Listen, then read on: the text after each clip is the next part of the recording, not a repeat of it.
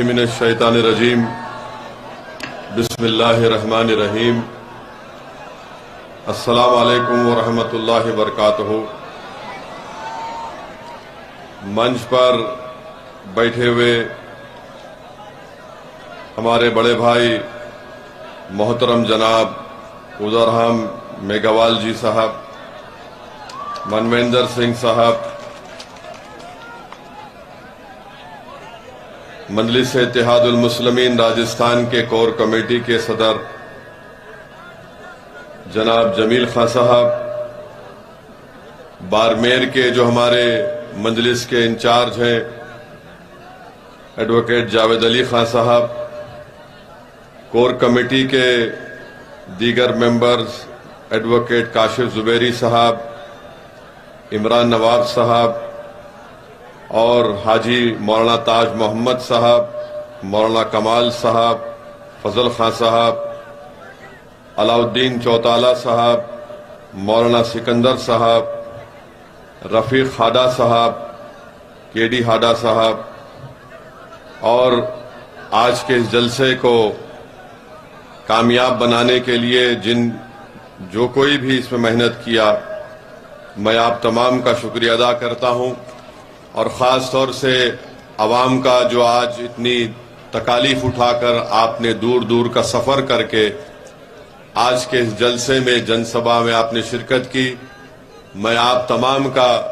शुक्रिया अदा करता हूं कि आपने तकालीफ उठाकर आज यहां पर आए और मुझे यकीन है कि इतनी बड़ी तादाद में आपका यहां पर आना यकीनन मजलिस के जिम्मेदारों के हौसलों को बुलंद भी करता है और हमको इस बात का एहसास दिलाता है कि हम पर भी एक बहुत बड़ी जिम्मेदारी है कि अवाम ने हम पर एतमाद और भरोसा किया है और हमको इंशाअल्लाह ताला आपके एतमाद और भरोसे पर और मेहनत करके हमको आगे बढ़ना है।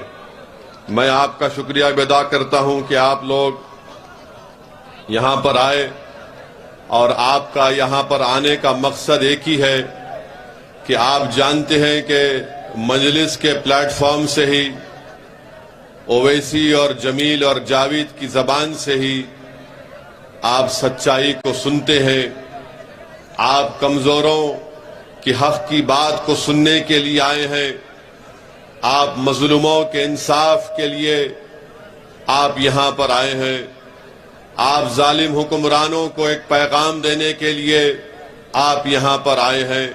मैं आपका शुक्रिया अदा करता हूं क्योंकि मजलिस के प्लेटफॉर्म से हमने हमेशा से पिछले 65 साल से कमजोरों की लड़ाई लड़ी है और जब मजलिस कमजोरों की लड़ाई लड़ती है तो मजलिस ये नहीं देखती कि कमजोर का ताल्लुक किस बरादरी से है, किस समुदाय से है, किस मजहब से है।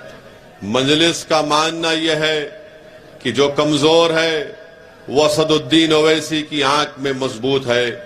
मजलिस का मानना यह है कि हुक्मरान चाहे कोई भी हो, चाहे दिल्ली का प्रधानमंत्री हो या राजस्थान का मुख्यमंत्री हो, अगर वो जनता के लिए काम नहीं करेगा, इंसाफ नहीं करेगा तो यकीनन मजलिस इनके खिलाफ खड़े होती आई है और मजलिस खड़ी होती रहेगी। मेरे अजीज दोस्तों और बुजुर्गों, मजलिस का प्लेटफॉर्म सच्चाई और हक की आवाज बुलंद करने का प्लेटफॉर्म है। मजलिस का प्लेटफॉर्म किसी की चापलूसी करना या फिर किसी हुक्मरान के आगे घुटने टेक देना या फिर उनकी खुशामद करना, यह मजलिस का प्लेटफॉर्म नहीं बना है, ना कभी बनेगा इंशाअल्लाह ताला।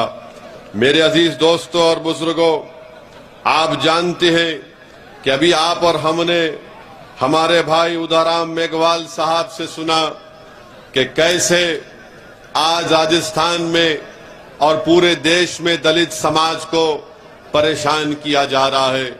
मैं हमारे बड़े भाई उदरहम मेघवाल जी को ये बात बताना चाहता हूं कि मेरा मानना यह है कि हमारे देश में और राजस्थान प्रदेश में या हमारे देश के जितने प्रदेश हैं, वहां पर जहां कहीं भी मुझे जाने का मौका मिला, एक बात को मैंने महसूस किया कि उस हर मुकाम पर हमने देखा, मैंने देखा कि मुसलमान हो, दलित हो या आदिवासी हो, इनका कोई नेता नहीं है, इनके पास इनका कोई नेता नहीं है। और जब चुनाव आता है तो मुसलमान हो, दलित हो, आदिवासी हो, सबसे ज्यादा अगर कोई वोट डालता है तो मुसलमान, दलित और आदिवासी वोट डालता है। मगर आज आपको इस बात को समझाने के लिए भी आया हूं कि जब तक ये कमजोर समाज इस बात को महसूस नहीं करेंगे और एक तय नहीं कर लेंगे कि हम वोट डालते आए हैं, मगर अब हमको वोट लेना पड़ेगा, और जब आप वोट लेने की बात करेंगे तब आप अपने दरमियान से किसी को अपना नेता बनाना पड़ेगा। ये वक्त मेरे बुजुर्गों, मेरे नौजवानों, ये वक्त आपको पुकार पुकार कर कह रहा है कि अब ये वक्त दलित मुसलमानों को मिलकर अपने नेता को बनाना पड़ेगा। अगर आप अपने नेता को नहीं बनाएंगे तो फिर इसी तरह से आपको रोना पड़ेगा कि मुझसे इंसाफ नहीं हुआ। और इस बात को याद रखिए, ये दुनिया आपके आंख से बहते हुए आंसुओं की कदर नहीं करती।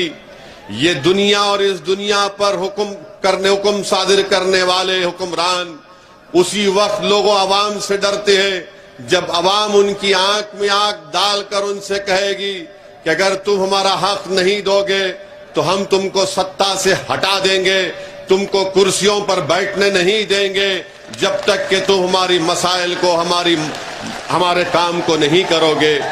तो इसीलिए मेरे अजीज दोस्तों, यही पैगाम हमारा है कि अब हम बहुत रो लिए। 50-60 साल आपने कांग्रेस को कभी वोट दिया तो कभी भाजपा को दिया, आपने बीजेपी को दिया, फिर आपकी आंख में आंसू जारी रहते हैं, आपको तकलीफ होती रहती है। बताइए मेरे अजीज दोस्तों, आप सिर्फ चुनाव में वोट डालेंगे और फिर 5 साल तक हम रोते रहेंगे क्या? मैं आपसे ये बताने आया हूं कि जिन पार्टी के लीडर्स ने, जिन पार्टियों ने हमको रुलाया है, आज असदुद्दीन ओवैसी आपसे कह रहा है कि आप मुत्तहिद हो जाओ, अपने नेता को बनाओ, एक हो जाओ, तो आप देखेंगे कि जिन्होंने हमारे ख्वाबों को चुकनाचूर किया, जिन्होंने सत्ता में बैठकर हम पर जुल्म बरसाया, जिन्होंने सत्ता में बैठकर हमारे खून की होली खेली, जिन्होंने दलितों को, मुसलमानों को और कमजोरों को, चाहे वो कमजोर हमारा हिंदू भाई क्यों ना हो, उनका हक नहीं दिया, तो याद रखिए जब तक कमजोर से इंसाफ नहीं होगा उस वक्त तक अमन कायम नहीं हो सकता। जब तक कमजोरों को उनका हक नहीं मिलेगा उस वक्त तक कोई सत्ता में खामोशी से नहीं बैठ सकेगा। आज वक्त है मेरे अजीज दोस्तों और बुजुर्गों कि हमको एक होकर मजलिस को मजबूत करिए। हमारे भाई उदाराम मेघवाल ने अपने भाषण में जितेंद्र मेघवाल का जिक्र किया कि सिर्फ मूछ रखने पर और किसी एक मटके से पानी पीने पर उसकी हत्या कर दी गई। अरे ये आजादी का अमृत उत्सव हम मना रहे हैं। भारत को आजाद होकर 75 साल हो चुके हैं और जिस भारत को संविधान जिसने बनाया अपने खून पसीना देकर, जिसमें रातों में जाग जाग कर जिसने संविधान का एक एक लफ्ज लिखकर उसको संविधान बनाया, आज उसी संविधान बनाने वाले बाबा साहेब अम्बेडकर के, उन्हीं के मानने वालों को आप पानी के मटके को हाथ लगाने पर उनकी जान ले ली जाती है राजस्थान में। बताओ ये कौन सा आजादी का अमृत उत्सव हम मना रहे हैं? अरे बाबा साहेब अम्बेडकर का नाम लेते हुए थकते नहीं कांग्रेस और बीजेपी वाले, मगर ये जितेंद्र मेघवाल को जब मार मार कर उसकी जान ले ली गई तो कहां गई तुम्हारी जबानें, कहां गई तुम्हारे वो मोहब्बत के अल्फाज संविधान बनाने वाले के लिए? मेरे अजीज दोस्तों और बुजुर्गों, ये हत्या ये बता रही है अगर आज जितेंद्र मेघवाल जिंदा होता तो वो पुकार पुकार कर कहता कि हाँ हम पढ़ लिख तो लिए, हमने रिजर्वेशन तो हासिल कर लिया, मगर हमारा कोई नेता नहीं था जो मुझे मेरी जान लेने वालों से मुझे अपने आप को बचा लेता। इसीलिए मैं आपसे अपील कर रहा हूं कि आप अपने नेता को बनाइए। हम हमारे भाई उदाराम मेघवाल साहब से भी अपील करेंगे कि आप भी हमारा साथ दीजिए। आप जहां पर खड़े होंगे हम आपके साथ खड़े होने को तैयार हैं। मेरा मानना यह है कि याद रखिए, जब तक कमजोर नहीं मिलेंगे उस वक्त तक जुल्म खत्म नहीं होता है। जब तक कमजोर एक जगह पर हाथ में हाथ और दिल को नहीं मिलाएंगे उस वक्त तक जालिम अपना जुल्म खत्म नहीं करता। जब कमजोर मिल जाएंगे तो जालिम का महल चुकनाचूर होकर रह जाएगा। जब कमजोर मिल जाएंगे तो जालिम इख्तिदार पर नहीं रहेगा बल्कि कमजोर सत्ता में आएंगे। ये वक्त का तकाजा ये है कि हम मिलकर अपनी कोशिशों को जारी और सारी रखें। मैंने कल रात में भी कहा था और आज भी कह रहा हूं कि दलितों को, मुसलमानों को हमारे गुज्जर भाइयों से सबक हासिल करना पड़ेगा, जाटों से सबक हासिल करना पड़ेगा, राजपूतों से सबक हासिल करना पड़ेगा। जब राजपूत अपनी नेता को बनाते हैं, कोई उनका नेता भाजपा में होता है, कोई कांग्रेस में होता है, तो किसी को तकलीफ नहीं होती है। जब जाटों का नेता कांग्रेस में होता है और बीजेपी में होता है तो किसी को तकलीफ नहीं होती है। जब इन समाजों का बड़ा बड़ा नेता हर पार्टी में मौजूद है, मगर जब दलित खड़े होकर कहता है कि मैं मेघवाल को अपना नेता बनाऊंगा, जब मुसलमान खड़े होकर कहता है कि हाँ ओवैसी जो बात कह रहा है कि राजस्थान में मुसलमानों का नेता होना चाहिए, तो सबके पेट में दर्द शुरू हो जाता है। अरे जब गुज्जर का नेता हो सकता है, राजपूत का नेता हो सकता है, जाट का नेता हो सकता है, अरे हर बरादरी का नेता हो सकता है, तो क्यों नहीं राजस्थान के दलित और मुसलमान अपना नेता बनाते हैं? बनाओ अपने नेता को। क्या आप अपने नेता को बनाएंगे? क्या आप अपने नेता को बनाएंगे? ये नेता आपके दरमियान से उठेगा, कोई आसमान से आने वाला नहीं है। आप कोई जमीन के नीचे से निकल कर नहीं आएगा, वो तुम्हारे दरमियान से उठेगा। उसको तुमको अपना नेता बनाना पड़ेगा।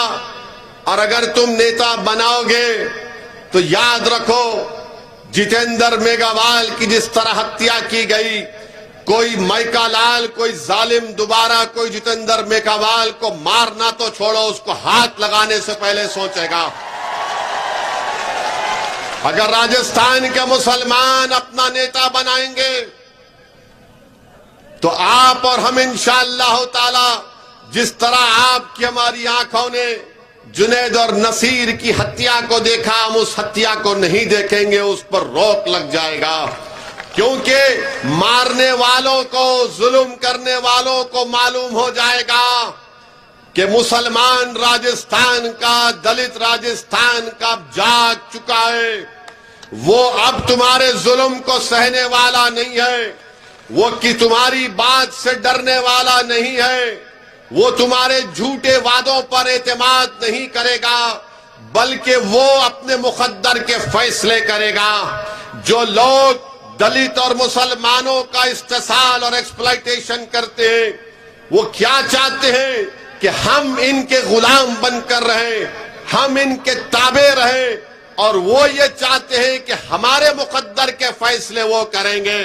तो सुनो कांग्रेस और बीजेपी वालों, तुम एक कमरे में बैठकर दलित और मुसलमानों के मुकद्दर के फैसले नहीं करोगे, बल्कि हम तुम्हारे सामने कुर्सी डालकर, मेघवाल पैर पे पैर डालकर, ओवैसी तुम्हारी आंखों में आंखें डालकर कहेगा कि हम करेंगे हमारे मुकद्दर के फैसले, तुम नहीं करोगे। हम जो बोलेंगे हमारे समाज के बारे में, जो हम बेहतर जानते, तुमको करना पड़ेगा। तो मेरे अजीज दोस्तों और बुजुर्गों, इस बात को आपको महसूस करना है। मैं, हमारे भाई ने कहा कि जितेंद्र मेघवाल को गहलोत सरकार ने सिर्फ 8 लाख रुपए दिए। वो पुलिस वाले भाई, भाई साहब रुक जाइए, छोड़ दीजिए, हमारी मोहब्बत में आए हैं।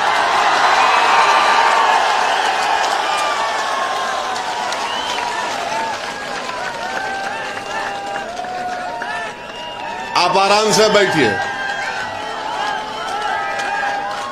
मोदी जी की रैली में, अशोक गहलोत की रैली में इतना खरीब तो को आ भी नहीं सकता। बहुत दूर बिठाते जनता को, बहुत दूर। आप इतना करीब आ गए, मुझे यकीन है कि हमारे अल्लाह हमारे दिलों को मिला देगा इंशाअल्लाह। हमारे पुलिस के भाई बिल्कुल फिक्र मत करिए, कुछ नहीं होगा मुझे, आराम से।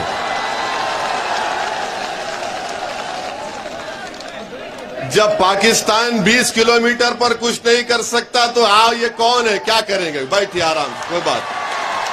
अब वहीं रुक जाइए। हाँ, हमारे भाई ने कहा कि जितेंद्र मेघवाल को सिर्फ 8 लाख रुपए दे दिए गए। रुक जाइए, अभी छोड़ दीजिए, छोड़ दीजिए, यहां देखिए। हाँ, 8 लाख रुपए दे दिए गए।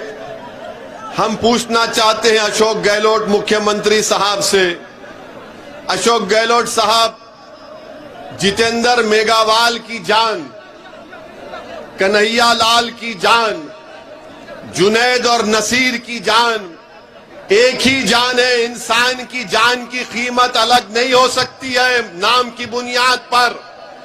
अगर कन्हैया लाल को 50 लाख रुपए दिए गए हैं तो जितेंद्र मेघवाल को भी 50 लाख दिए जाने चाहिए थे। अगर कन्हैया लाल को 50 लाख दिए गए थे तो जुनैद और नसीर को भी 50 लाख मिलने चाहिए। इंसान होता है, मजहब के नाम पर इंसान की जान की कीमत में कमी या बढ़ाई नहीं की जा सकती है। मैं राजस्थान के मुख्यमंत्री अशोक गहलोत साहब से कहता हूं कि यकीनन जिन्होंने कन्हैया लाल को मारा वो आतंकवादी थे, जिन्होंने जितेंद्र मेघवाल को मारा वो भी आतंकवादी है, जिन्होंने जुनैद और नसीर को मारा वो भी आतंकवादी है। ये सब मारने वाले आतंकवादी हैं। इन आतंकवादियों को निकाल कर उखाड़ कर फेंकना हमारी जिम्मेदारी है। मगर अशोक गहलोत मुख्यमंत्री सिर्फ कन्हैया लाल के कातिलों को आतंकवादी कहते हैं। अशोक गहलोत साहब, जो इंसान का कत्ल करता है वो आतंकवादी है, उसका नाम चाहे कुछ भी हो वो आतंकवादी हो जाता है। मगर राजस्थान के मुख्यमंत्री, आप देखिए कि जुनैद और नसीर को आप क्या देते हैं, 15 लाख देते हैं 3 स्कीम के तहत, और गवर्नमेंट की नौकरी नहीं दी जाती उनके पीड़ित परिवार को। मेरे अजीज दोस्तों और बुजुर्गों, हम अशोक गहलोत मुख्यमंत्री से पूछना चाहते हैं कि आपके दिल में ये सोच कैसे पैदा हो गई कि कन्हैया लाल का कातिल आतंकवादी है, जुनैद और नसीर और जितेंद्र मेघवाल के कातिल आतंकवादी नहीं है। अशोक गहलोत, अपनी सोच को बदलो। तुम पूरे प्रदेश के मुख्यमंत्री हो, तुम्हारी नजर में सब बराबर होने चाहिए। तुमको अल्लाह ने मुख्यमंत्री बनाया इंसाफ करने के लिए, मगर तुम मुख्यमंत्री होकर भी, इतने बड़े ओहदे पर रहकर भी अशोक गहलोत, तुम अपने छोटेपन का मुजाहरा क्यों कर रहे हो?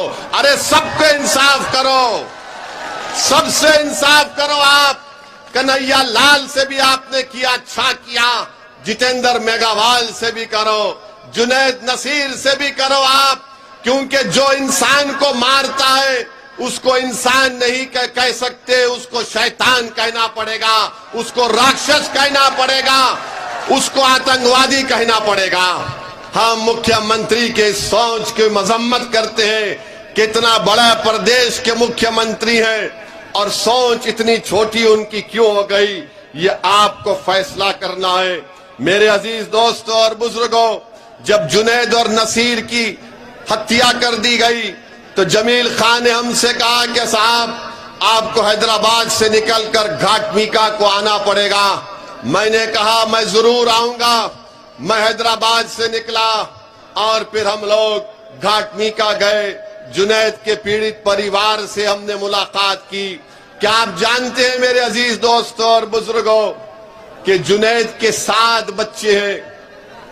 जुनैद का बड़ा भाई पागल है, नींद पागल है, उसके भी 6 बच्चे हैं, यानी 13 बच्चों की जिम्मेदारी जुनैद की थी। और जालिमों ने जुनैद का कत्ल कर दिया, बल्कि ले जाकर जिंदा जुनैद को जला दिया नसीर के साथ। आप बताइए, हमने इस बात का डिमांड किया था कि अशोक गहलोत जयपुर से निकलकर घाटमीका क्यों नहीं जाते। मैंने कहा कि अशोक गहलोत घाटमीका से 40 मिनट दूर एक मुकाम पर एक शादी की तकरीब में जा सकते हैं, तो क्या इन जुनैद और नसीर के घर को क्यों नहीं गए। मैं बोलता रहा तो अशोक गहलोत साहब को थोड़ी शर्मिंदगी महसूस हुई। निकल कर गए और जाकर जुनैद और नसीर के घर को उनको जाना पड़ा। ये हमारी पहली कामयाबी है। अगर आप अपना नेता पैदा कर लेंगे तो याद रखो जुनैद और नसीर जैसी हत्याएं खत्म हो जाएगी और हर कोई आपसे डरेगा। वरना आज राजस्थान हो या देश हो, बीजेपी और कांग्रेस ये समझती है कि मुसलमान और दलित और कमजोर ये लावारिस है, ये हमको छोड़कर कहां जाएंगे। अरे मैं आप तमाम से कह रहा हूं कि हम लावारिस नहीं हैं, हम किसी के मोहताज नहीं हैं। अगर हम मोहताज हैं तो रब्बे करीम के मोहताज हैं, हम इंसानों के मोहताज न थे न कभी रहेंगे, खुदा ना खास्ता। अल्लाह हमारे लिए काफी है। मगर ये बीजेपी और कांग्रेस के लोग ये समझते हैं कि ये लावारिस हैं, इनको छोड़ दिया जाए, ये कहीं पर नहीं जाएंगे। अरे अब तुम जाग जाओ कांग्रेस और बीजेपी वालों, अब राजस्थान की राजनीति में एक विकल्प पैदा हो चुका है, उसका नाम मजलिस-ए-इत्तेहादुल मुस्लिमीन है। और हम तमाम 36 बरादरियों के पास जाकर बात करेंगे, हम दलित भाइयों से बात करेंगे, उन सबको साथ लेकर आगे बढ़ेंगे। ये कांग्रेस और बीजेपी मैच फिक्सिंग करती है कि 5 साल अशोक गहलोत और 5 साल महारानी बैठेंगे। अब ये नहीं चलने वाला है, ये नहीं चलने वाला है। अभी आप जो घर में बैठकर बोलते हैं कि 5 साल मैं बैठता हूं, 5 साल तुम बैठ जाओ, अब कोई नहीं बैठेगा। अब तुम्हारी कुर्सी पर हमारी नजर है, अब हमारी कुर्सी पर हम बैठेंगे, तुमको नहीं बैठने देंगे हमारी कुर्सी पर। तुमने 60 साल हमारी कुर्सी पर बैठकर हम पर जुल्म किया, तुमने इंसाफ नहीं किया। अब तुम्हारी कुर्सी पर हमारी नजर है और हम अपनी कुर्सी को हासिल करेंगे इंशाअल्लाह ताला। हम अपनी आवाज को राजस्थान की विधानसभा में भी जाएंगे। अगर हमारा ये भाई मेघावाल जीत जाता तो राजस्थान की असेंबली में तूफान मच जाता। मगर क्यों जीतने नहीं दिया? क्योंकि जानते हैं कि गुलामी नहीं करेगा, ये सच्चाई को बयान करेगा, इसलिए रोकते हैं। और हमारे खिलाफ, ओवैसी के खिलाफ, मजलिस के खिलाफ क्यों है? क्योंकि जानते हैं कि ये सरफिरा है, किसी के बाप को सुनने वाला नहीं है। ये वो जानते हैं कि मैं ताकत के आगे झुकने वाला नहीं हूं, मैं दौलत के आगे बिकने वाला नहीं हूं। मैं अपने जमीर को, अपने ईमान को बेचने के लिए तैयार न था, न कभी रहूंगा इंशाअल्लाह ताला। मेरे मुकद्दर में अगर सियासी कामयाबी अल्लाह लिखेगा तो जरूर मुझे मिलेगी, अगर नहीं लिखेगा तब भी मैं अपने ईमान का सौदा करने को तैयार नहीं हूं। आप मेरा साथ दे या ना दे, मगर मैं तुमको चाहने वाला हूं। मैं तुम्हारा दीवाना हूं, मैं तुम पर मर मिटने वाला हूं। मैं यहां पर इसलिए नहीं आया हूं कि तुम मुझे कामयाब कर दो या मेरी पार्टी को कामयाब कर दो। मैं तुमको इस बात का यकीन दिलाने आया हूं कि तुम अगर मेरी तरफ एक नजर भी नहीं देखोगे, मगर मैं तुम्हारे लिए लड़ता रहूंगा और तुम्हारे लिए मर जाऊंगा, मिट जाऊंगा। मेरे अजीज दोस्तों और बुजुर्गों, मेरे इस अल्फाज को याद रखो, मेरे इस अल्फाज को याद रखो। मैं जज्बात में लाने के लिए नहीं कह रहा हूं। मैं ये तय कर चुका हूं कि अल्लाह ने मुझे जब यहां तक लेकर आया है तो मेरा काम यह है कि मैं मजलूमों की आवाज बनूं, उनकी तकालीफ को उठाऊं, आपके दिलों से डर को निकालो, डर को निकालो अपने दिलों से। मेरे मुसलमान भाइयों, मेरे दलित भाइयों और बहनों, अपने दिलों से डर को निकालो। तुम क्यों डरते अशोक गहलोत से? तुम क्यों डरते नरेंद्र मोदी से? डर को निकालो। एक बार तुम डर और खौफ को निकालकर बाजू फेंक दो, देखो तुम्हारे सामने कामयाबियां तुम्हारे कदम को चूमेगी। मगर हमारा मामला यह है मुसलमानों का कि जैसा चुनाव करीब आएगा तो हमारे दरमियान में आकर कोई बोलेगा, अरे कैसा होगा यार, हम कैसे जीतेंगे, हम कितना जीत पाएंगे। अरे क्या तुम भूल गए बदर के मैदान को?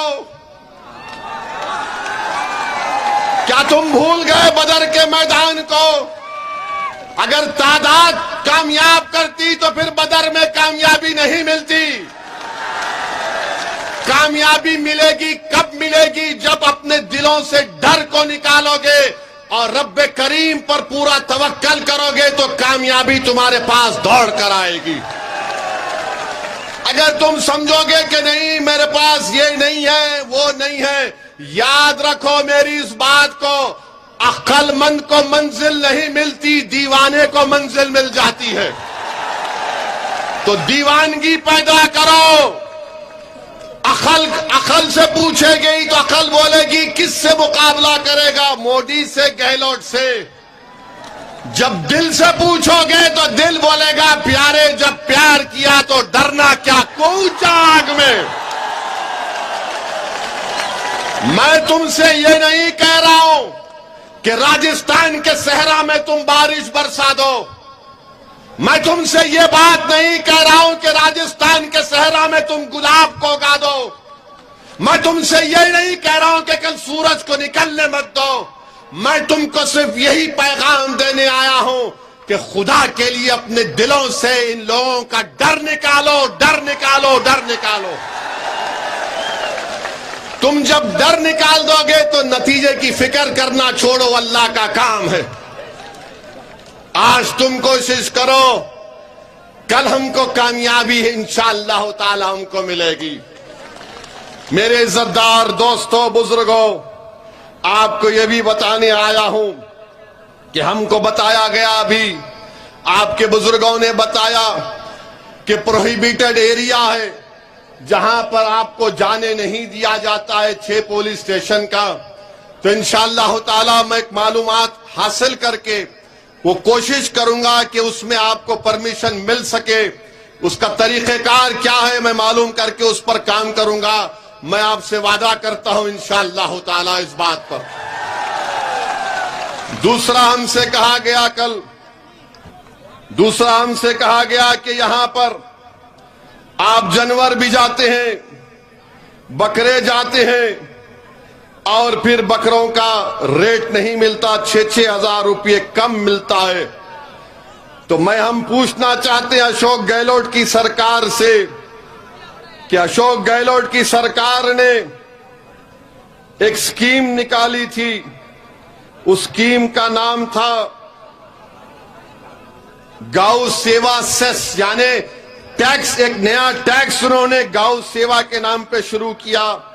2019 और 22 में अशोक गहलोत सरकार को 3 साल में 2170 करोड़ रुपए मिले इस टैक्स में। 2170 करोड़ रुपए मिले। अब हम मुख्यमंत्री से पूछना चाह रहे हैं, वो पैसा कहां है मुख्यमंत्री जी? पशुपालन सिर्फ गाय का नहीं होता, पशुपालन बकरे का भी होता है। बताओ फिर वो 2170 करोड़ रुपया आपने क्यों इस्तेमाल नहीं किए? क्या इनके पास जो एक मुसलमान एमएलए जीत कर आए हैं वो मुंह नहीं खोलते? और अगर कोई उनके पास, यहां के मौजूदा विधायक के पास अगर कोई जाता है काम करने के लिए, तो वो पूछते हैं कि जरा, अभी हमारे भाई ने बताया, उदाराम जी ने, जरा लिस्ट तो लेकर आ कि तुम्हारे गांव से मुझे वोट नहीं मिला। क्या नाम है एमएलए साहब का?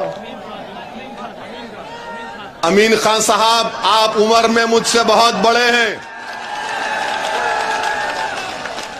मगर मैं भी एक राजनीति के घराने से आता हूं। मैं भी 28 साल से राजनीति में हूं। 2 मर्तबा का विधायक रहा हूं और 4 मर्तबा का सांसद पे कामयाबी अल्लाह ने मुझे अता की। हैदराबाद की आवाम का शुक्रिया। अमीन खान साहब, जरा मेरी बात को सुनो। अगर आपके यहां पर लोग हैं, मुझे यकीन है कि आप बिजाए होंगे कि देखो ये भड़काऊ भाषण क्या देता है। अब आपको हम भड़काऊ भाषण दे रहे हैं अमीन खान साहब। मैं भी इलेक्शन जीतता हूं। हैदराबाद में हमारे दफ्तर का नाम दारुस्सलाम है। खुला दफ्तर है, कोई दरवाजे नहीं है, कोई भी आकर मुझसे मिल सकता है। कोई सिक्योरिटी नहीं, कोई रोक टोक नहीं। इलेक्शन जैसा खत्म हो जाता, मेरे पास बीजेपी के, कांग्रेस के वो तमाम लोग आते जो मेरे मुखालिफ में इलेक्शन में काम किए थे, और मैं अपनी जबान से कभी उनको ऐसा भी नहीं कहता हूं कि क्यों आए यहां पर, बल्कि इज्जत देकर उनको बिठाता हूं और पूछता हूं, बोलो क्या काम है तुम्हारा? उनका काम करा कि हम भी जाते, काम हो ना हो, मगर उनको इज्जत से पेश आते।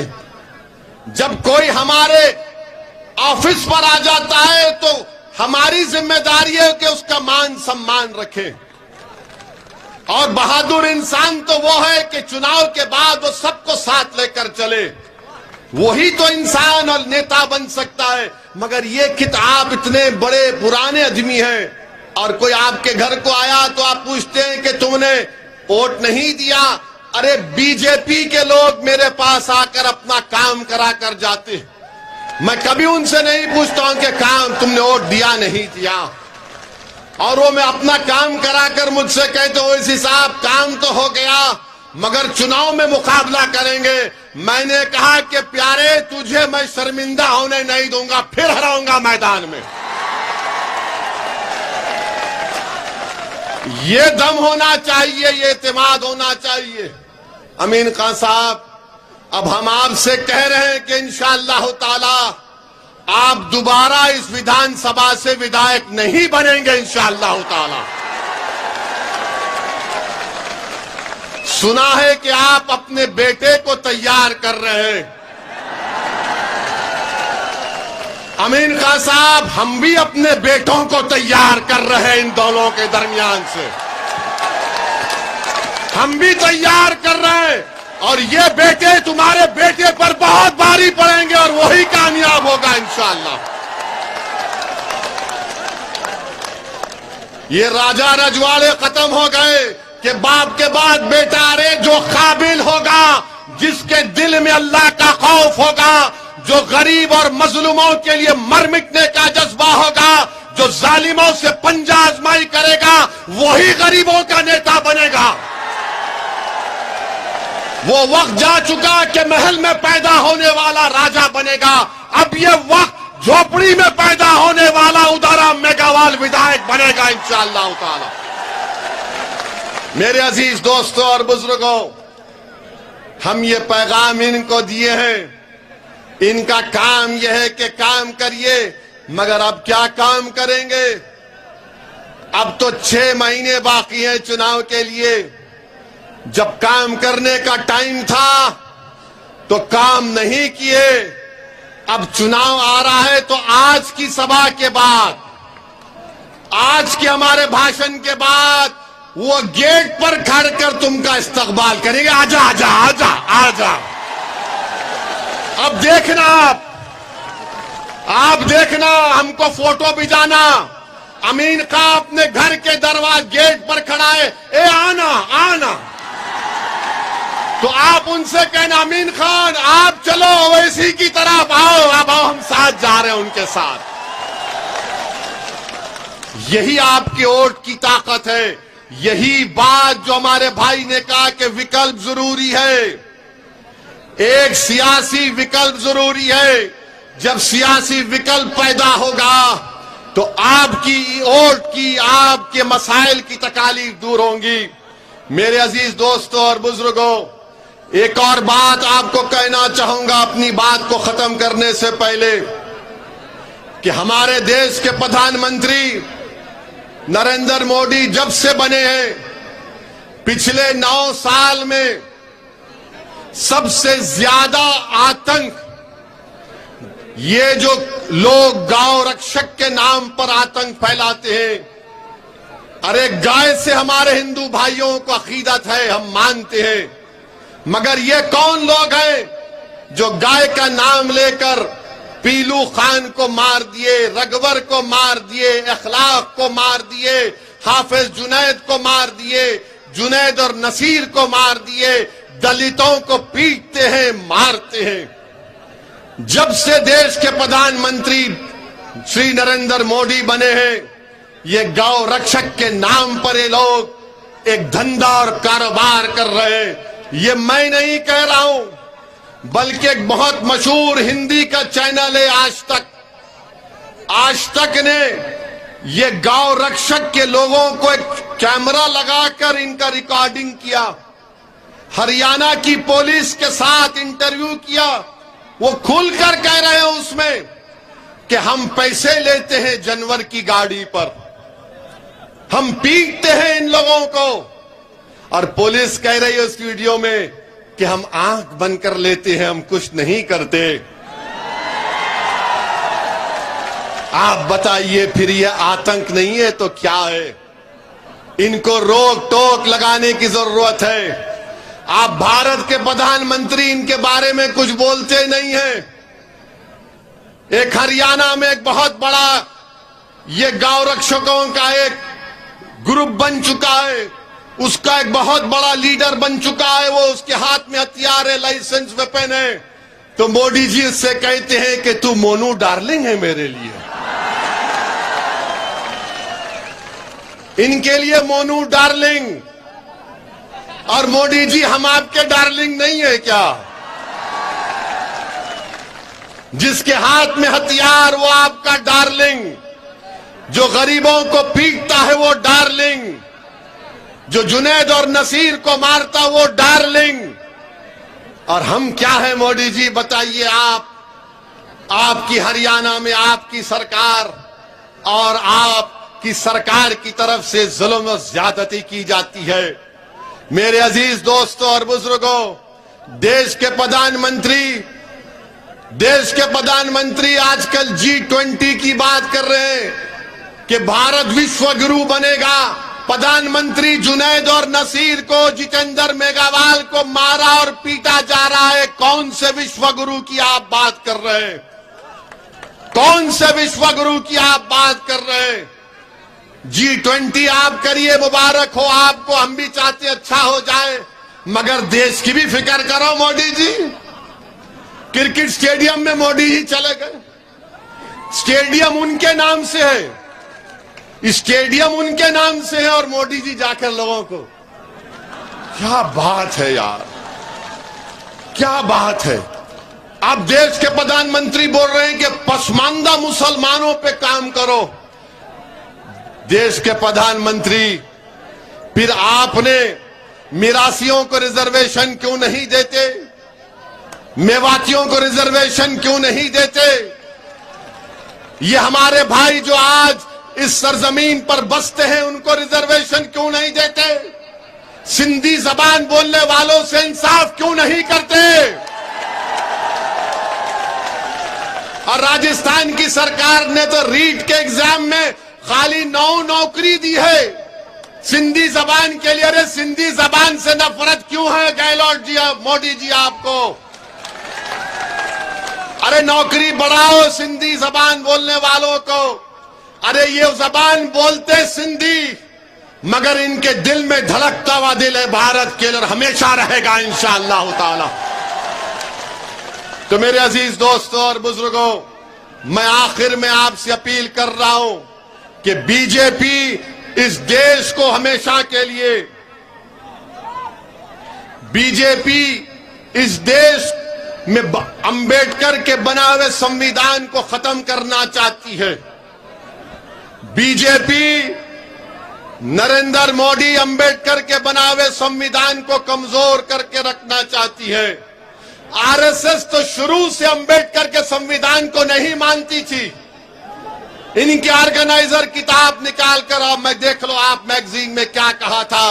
गोलवालकर ने क्या कहा था कि अंबेडकर का संविधान नहीं, मनुस्मृति को मानने वाले हैं। इनको उस जमाने से भारत के संविधान से नफरत थी और रहे। तो मैं आपसे अपील कर रहा हूं कि हां, यह भी बात कि गगरिया में भारत माला प्रोजेक्ट में लोगों के घर चले गए और अभी तक केंद्र सरकार और प्रदेश की सरकार ने उनको पैसे नहीं दिए। हम डिमांड करते हैं कि भारत माला प्रोजेक्ट में जिनके घर और जायदादें गई हैं, उनको पूरा का पूरा उनका कंपनसेशन मिलना चाहिए। सिंधी जबान से इंसाफ होना चाहिए। और मैं आखिर में आपको एक बात बता रहा हूं, एक मिनट रुक जाइए भाई आओ रुको, अभी आखिरी ओवर है, बैठो, मैच खत्म नहीं हुआ। आप हमारी बात को लिख कर रख लीजिए। मैंने उत्तर प्रदेश के चुनाव में भी कहा था, मगर उत्तर प्रदेश के दलित और मुसलमान ने ओवैसी की बात का यकीन नहीं किया। मैंने कहा था कि समाजवादी बीजेपी को नहीं हरा पाएगी, मगर मुसलमानों ने तय किया कि नहीं हम वोट देंगे। मैं ये कह रहा था कि अब मंजलिस को कामयाब करो, अपने 4-5 विधायक को कामयाब करो जो जाकर लड़ेंगे आपके लिए। वक्त ने बता दिया कि मैंने सच बोला था। गुजरात में मैंने कहा था कि बीजेपी को ये कांग्रेस नहीं रोक पाएगी, आप मंजलिस के विधायक को कामयाब करो। तो गुजरात के मुसलमानों ने मुझसे आकर कहा कि ओवैसी साहब, किसी ने बेटा कहा, किसी ने भाई कहा, मैं उनकी इज्जत को सलाम करता हूं कि नहीं हमको बीजेपी को हराना है। याद रखो, कांग्रेस में ताकत नहीं रही बीजेपी को हराने की। कांग्रेस में ताकत नहीं रही बीजेपी को हराने की। मैं सच कह रहा हूं, कहीं तुम भी गुजरात और उत्तर प्रदेश के मेरे उस पैगाम को अगर ठुकराओगे, ये तुम्हारा आपका इख्तियार है। कहीं नुकसान आपका और हमारा ना हो जाए। हमको अपनी आवाज को विधानसभा में पहुंचाना है। जब आपके वोटों से आपका लीडर बनकर विधानसभा में जाएगा तो वो लड़ेगा आपके लिए। अगर आप ये समझेंगे कि नहीं हम 60 साल से कांग्रेस का साथ दे रहे, मत, इस पुरानी आदत को तोड़ना पड़ेगा आपको। इस पुरानी आदत को छोड़ना पड़ेगा आपको। अब एक नई आदत को पैदा करना पड़ेगा, क्योंकि आप और हमारा काम यह कि अपने नेता को पैदा करें, अपने लीडर को पैदा करें।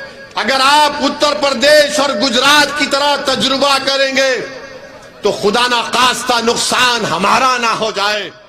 इसीलिए जुनैद और नसीर और जितेंद्र मेघवाल की रूह तुमको पुकार कर कह रही है कि अब 60 साल की गुलामी को छोड़ो, अब आजादी को इख्तियार करो और अपने लीडर को पैदा करो, अपने नेता को कामयाब करो और डालकर।